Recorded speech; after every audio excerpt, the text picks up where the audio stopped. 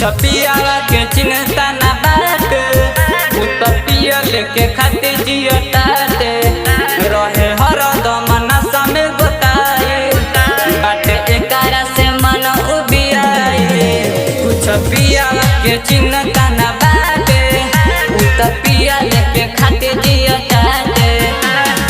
कोई बेरी रोके समझवानी हो, रात दिन हम तो मनवानी हो, कबो मजा लिहले बा